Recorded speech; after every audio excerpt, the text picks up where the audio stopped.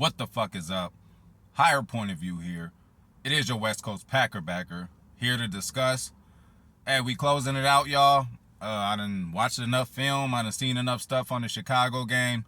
Tomorrow is a new week. We can focus on our new opponent tomorrow, but I'm gonna give you my closing and final thoughts on this game. It is still important. I hope you guys enjoyed this week as far as just enjoying the victory week. But yeah, this stuff is still important because we can carry some of this shit with us next week, and we can take some of this shit away next week. So let's get straight into it.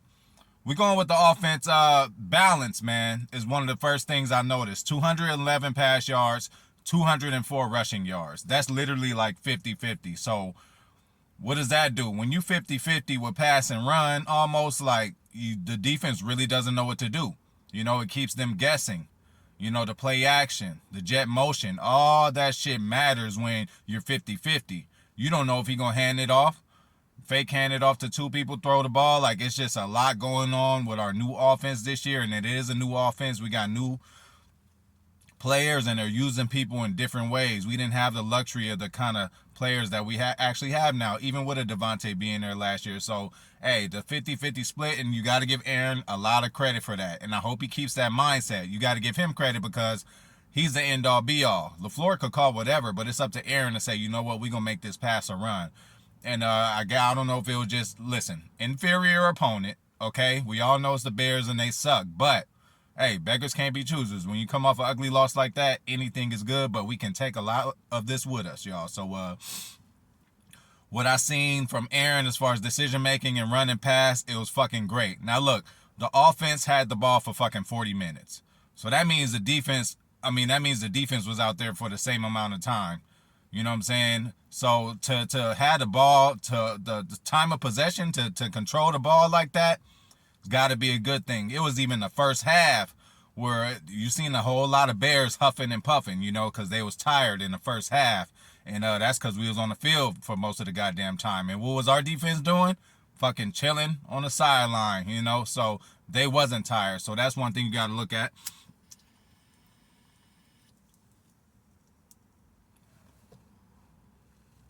Hey, all wide receivers, they were willing blockers, y'all. Every wide receiver were willing blockers. And we need that from everybody. We can't have one or two people slacking because they could give up, a running back or another receiver could get an extra 5 yards if you just hold on to your guy. We ain't asking you to lawnmower him, but all of our receivers at this point are ready and willing to block. So we got to give them that. And they all shined in their own way today. Or not today, but Sunday night. They all shined in their own way. All of them did.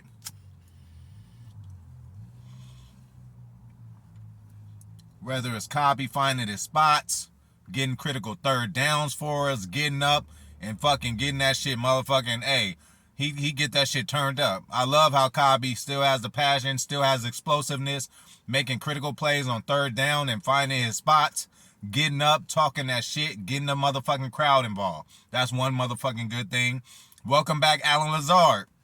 You only had 2 catches. Was that a bad game? Hell no, because one catch was for a first down, and another one was a touchdown. So, you still made an impact. Welcome back. We ain't seen you, since last year. So, I'm glad you got over that injury. You look like you was limping a little bit, but, hey, go in there and get that treatment and get that shit together.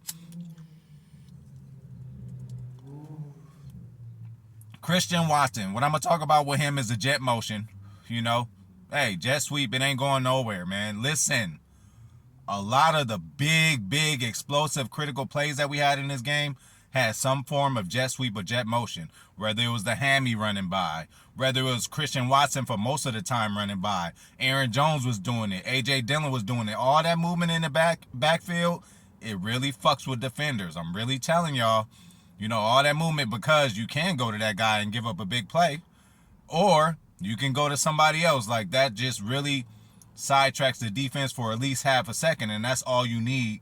Again, a lot of these, hey, play action, jet motion, if you're doing it 50-50 with pass and run, that shit works out even better because the defense has no clue what you're going to do. They don't know our tendencies if we're 50-50. So I really hope we keep this mindset and just run the motherfucking ball, man.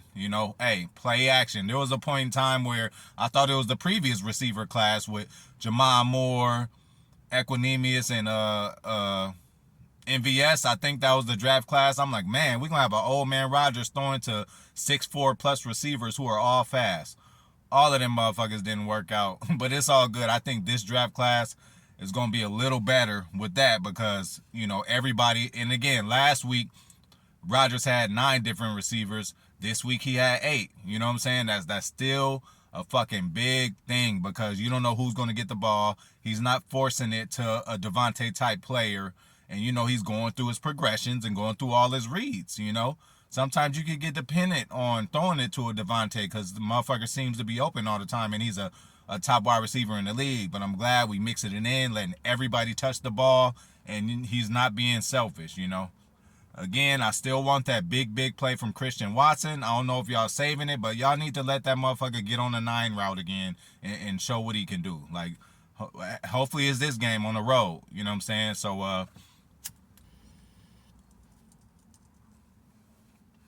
already talked about Romeo and the rookie thing, but hey, 2nd and 28. At that time, we probably just was, what, we going to settle for a field goal. We had a bad play, and it happened. But no, 2nd and 28. Romeo catches a pass. Motherfucker take that shit 20 yards. Now it's 3rd and 8. We convert off of that and score a touchdown. So again, we went from a 3-point, to a 7-point swing, like not swing, but we went from thinking that, okay, this is going to be a field goal and then actually scoring because this kid went out there and got hella yards on that play. So shout out to Romeo again for that. Welcome back, Elton. Your presence was just felt. Like, I ain't even going to judge you on, listen, you gave up 2 sacks. One of them wasn't even your fault. It was Aaron Rodgers' fault. So you gave up 1 sack, and I fucking give you that. But you looked amazing. And just you out there, your posture, just you being out there, I think it made everybody else better. Because, Royce was bad at times, but, he won some at, other times. Hey, Josh Myers was bad at times. Like the snap he did and a few other plays. But, hey, they going to do that. And you just I just think you make everybody a lot more comfortable. There's less to worry about. You could even tell that Rodgers' clock was a little longer, even though they got in one time or twice, for a sack. But Rodgers' clock was longer because he knew you was right there. Your presence was really felt. I hope you continue to get better, and just congrats for all that hard work you did in the offseason, and you're back and playing in the NFL at a high level, and you just out there still dominating. I seen you drive motherfuckers down the field 15 yards, so I did see that. So that didn't go anywhere. But again, getting back in the game shape and all that, I understand it. You might have gave up a sack because the other one's on Aaron. He was holding it too long, and he actually ran into him. So that's that. But welcome back, Elton. Rest of the O-line already said, Josh, that cannot happen, bro. Because listen, everything was cool, but in the 3rd quarter, this is how playoff teams get momentum. This is how good teams get momentum. We were up in the game, 3rd quarter, we get a ball up twice. First, Josh, on that snap, you were supposed to snap it on 2, but you did it on 1. We lost hella yards and, fucked us over. Hey, points off. They got 3 points off of that. Then the next one, then this is all in the 3rd quarter, so like, if this was a better team, hey, they might have won or it would have been a lot closer because they could have capitalized off of those mistakes. What about when we played Tampa Bay in the NFC Championship? Hate to remind y'all, but look, we had 2 interceptions, and Brady had 3. We didn't score off of any of Brady's turnovers. So that cannot fucking happen. All these games that we're playing in the regular season are building us up for the playoffs. Hold up.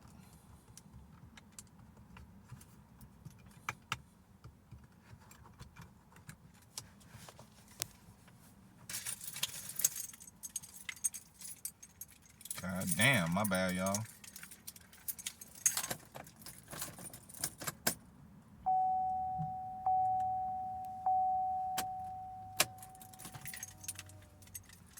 Shit.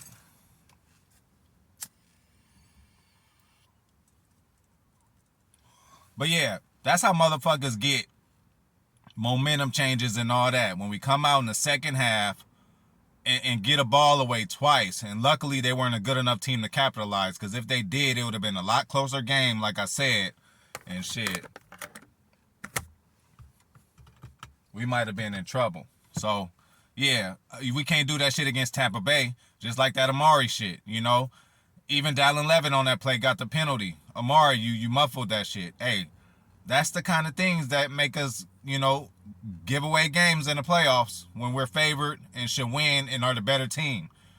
Just imagine all this shit happened the wrong way. Imagine, you know, they scored off of every one of those turnovers. We would have lost the game. So again, it's early in the season.